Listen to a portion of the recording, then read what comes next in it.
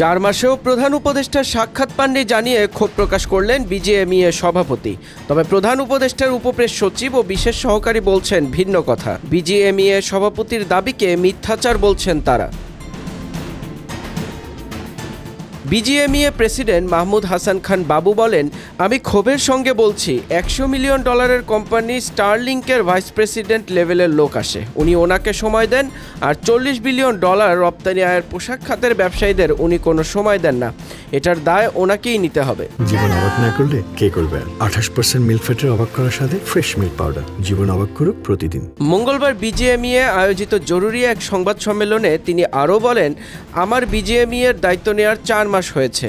এ সময়ে একাধিকবার আমরা প্রধান উপদেষ্টার অ্যাপয়েন্টমেন্ট চেয়েছি, কিন্তু আমাদের কনসার্নগুলো জানানোর জন্য উনি সময় দেননি। বিজিএমইএ প্রেসিডেন্ট বলেন, সময় না দিলে আমাদের কনসার্নটা ওনাকে কিভাবে জানাবো? নেগোসিয়েশনের সুযোগ দিলেই তো বলতে পারবো আমাদের নেগোসিয়েশনের স্কিল আছে কি নেই।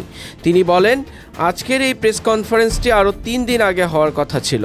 গত 2 মাস আমি এবং এখানকার অন্যান্য নেতারা যার যার মতো করে সরকারের সঙ্গে যোগাযোগের চেষ্টা করেছি।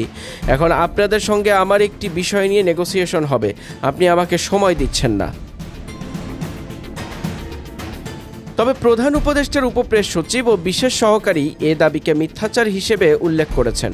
প্রধান উপদেষ্টার উপপ্রেস সচিব আবুল কালাম আজাদ মজুমদার এক ফেসবুক পোস্টে লেখেন, প্রধান উপদেষ্টার সাক্ষাৎ পাননি বলে কাল ক্ষোভ প্রকাশ করেছেন বিজিএমইএ প্রেসিডেন্ট। অথচ এলডিসি থেকে উত্তরণের প্রস্তুতি নিয়ে প্রধান উপদেষ্টার সভাপতিত্বে অনুষ্ঠিত সভায় কদিন আগে তাকে আমি নিজ চোখে উপস্থিত থাকতে দেখেছি। শুধু উপস্থিতি ছিলেন না, সেই সভায় তিনি বিজিএমইএর বিভিন্ন উদ্বেগের বিষয়েও সরাসরি তুলে ধরেছিলেন। তার এই পোস্টটি শেয়ার দিয়ে প্রধান উপদেষ্টার বিশেষ সহকারী ফাইজ তায়েব আহমেদ লেখেন, এই সময় ভদ্রলোক কমপক্ষে 5 মিনিট প্রধান উপদেষ্টার সামনে ব্যবসায়ীদের বিভিন্ন দাবি দেওয়ার কথা তুলে ধরেছেন। আমি নিজেও মিটিংটাতে উপস্থিত ছিলাম। একই মিটিংয়ে ব্যবসায়ীদের আরও প্রতিনিধি ছিলেন। 30 মিনিটের বেশি কথা বলেছেন ওনারা এবং ভালো কথা বলেছেন। সেখানে কুশল বিনিময়েরও কিছুই ছিল না, সরাসরি দাবি দেওয়া নিয়ে আলাপ হয়েছে। তিনি আরও লেখেন, আমার স্মৃতিশক্তি যদি ভুল করে না থাকে, এই মিটিংয়ে বিজিএমইএ সভাপতি 4টি বিষয়ে কথা বলেছেন: শিল্পে জ্বালানি সংকট, সুদের হার কমানো, স্কিল গ্যাপ এবং এলডিসি উত্তরণটা 3 বছর অর্থাৎ 2029 সাল পর্যন্ত পিছিয়ে দেওয়া। চটকদার কথাবার্তা এবং কিছু ক্ষেত্রে মিথ্যা এনাদের সরকার সমালোচনার হাতিয়ার হয়ে উঠেছে।